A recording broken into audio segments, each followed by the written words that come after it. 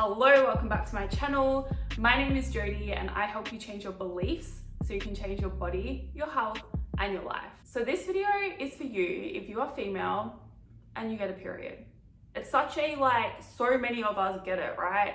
And it's such a frequent occurrence, but I feel like we don't talk about it enough in terms of fitness, training, cravings, progress, all of that. And the reality is, if you have a goal to change your body, your period can get in the way of that, but not how you think. It's never how you think, right? You're probably thinking it stops fat loss or that kind of thing. It doesn't.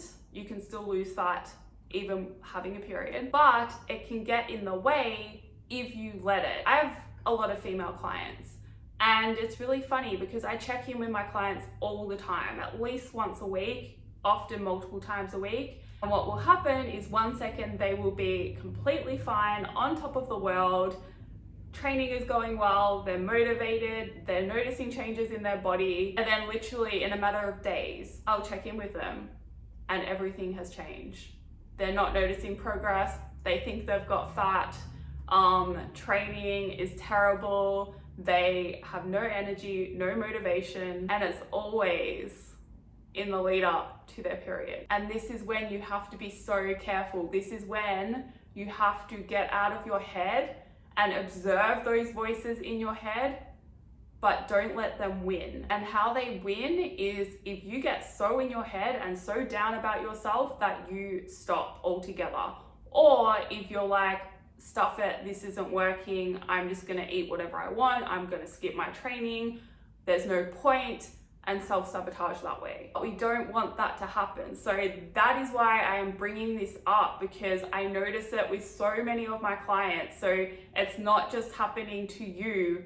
I would assume it happens to a lot of women out there, including myself. I always get super emotional. I don't have any PMS symptoms apart from getting very emotional, and actually my training kind of goes a bit south in terms of my strength and my energy. And I'll be bloated, and I'll probably be having a few fat days as well. Like, those days are normal, everyone gets them, even me. But I don't let those days get in the way of my progress overall. So I thought I would share a few tips I have to perhaps help you deal with those days, because they're not fun, they're not easy, and the last thing I want for you is to give up when you're going through those days. That is going to get you nowhere. It is going to get you on that cycle of starting something, then stopping, because you're always going to have days where you feel like it's not working, or you feel like giving up, or you don't have motivation, and you have to push through anyway. And when you do, you'll get back into a phase of having energy, having motivation, seeing progress being made. But you won't make progress if you keep starting and stopping again.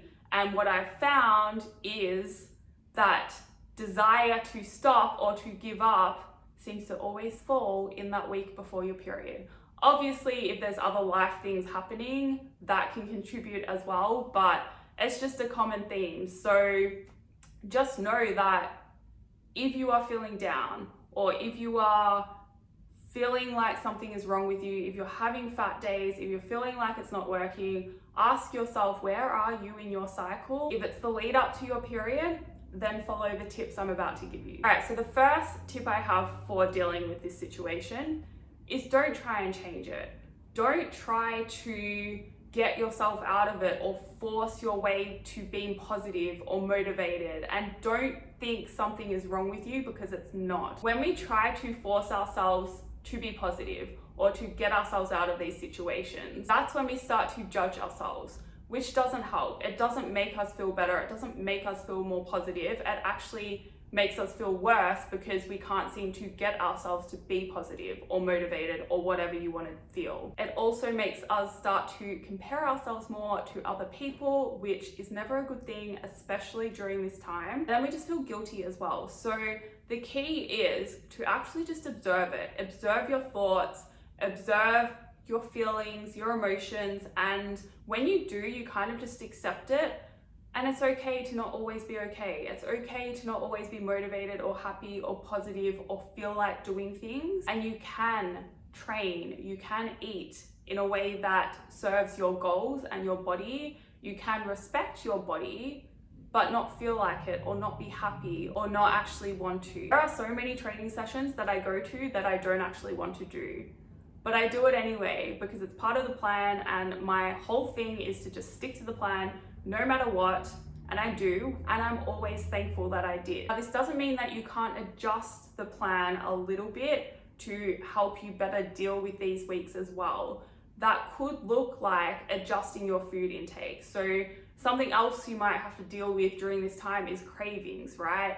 And rather than being strict with yourself and forcing yourself to stick to your calorie target, especially if you're in a deficit, the cravings are going to be stronger if you're in a deficit. Give yourself permission to add a few extra calories to your target during this time to help you better manage those cravings. That is okay, and you're not actually going to get off track anyway because your body is burning more calories during this time. So it's only an extra like 150 to 200 calories, they say, but it's still a little bit more, right? So if you give yourself an extra 200 calories to play with, that is going to be an extra snack or a little bit more volume in your meals.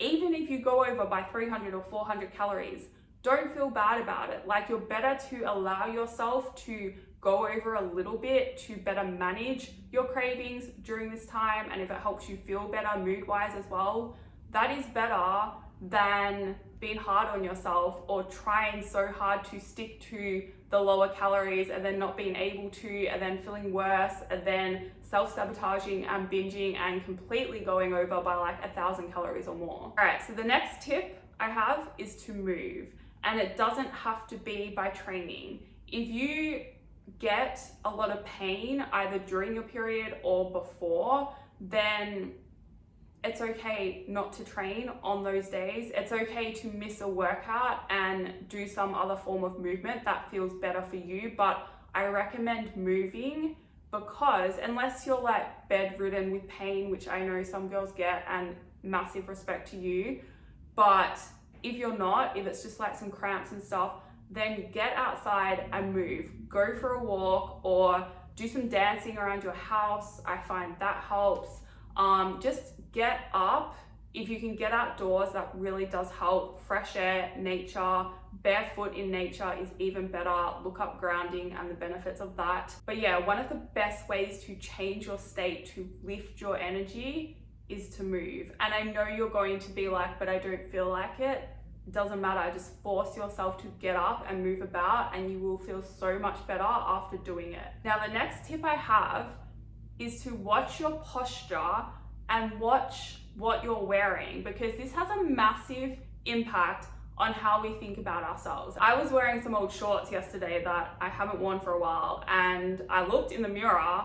I was like, I can't wear these shorts anymore. I look terrible in them. But I put on a pair of shorts that fit me better.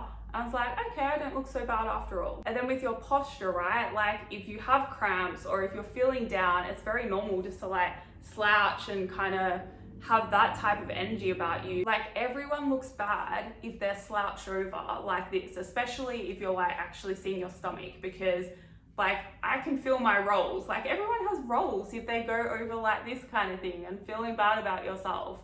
But as soon as you kind of open up your energy, put your shoulders back, sit up a bit straighter, it's going to help you feel a little bit better. And again, you're probably not going to want to do it when you're in that moment, but it's just something to think about. Observe all the thoughts going through your head. Ask yourself whether they are serving you. Ask yourself whether you could still sit up anyway, and kind of just make yourself feel a little bit better by doing something so simple, whether that would be worth it, whether that would be worth trying, and you'll probably find that it's worth it and it's going to help you. The last tip I have for you, it's so simple, but I find with all my clients anyway, and myself included, we're all too hard on ourselves, especially during this time. So be kind to yourself. Treat yourself like you would treat your child. I don't have kids, but I think about my nieces and how I would talk to them, or I think about my younger self as well. And when I think about my younger self, I feel so sorry for that girl and the way she thought, and I just want to give her a big hug. So if I am observing my thoughts and I find I'm being hard on myself and extra critical, I start to see myself as my younger self and start being kinder to me. And you don't have to do anything to be kind to yourself. It's not like you have to go and do all the self-care stuff. We want to do that, it's fine, but just don't have an expectation around it making you feel better, because it might not. And there's nothing wrong with you if it doesn't, but still, just be kind to yourself. One last thing to be mindful of in the lead up to your period: you're going to be holding more water. You are going to be feeling puffier. That is normal. It's all part of it. You are going to be heavier on the scale as well. Don't let it get to you. I know that's easier said than done. It gets to me too, but you have to keep reminding yourself, this is hormones, it's period stuff, it's not fat, and I'm not going backwards. That is all for this video. I hope it helped you in some way. If you liked it, please like it. If you'd like to subscribe to see more, please do so. And if that's the case, I will see you in the next video.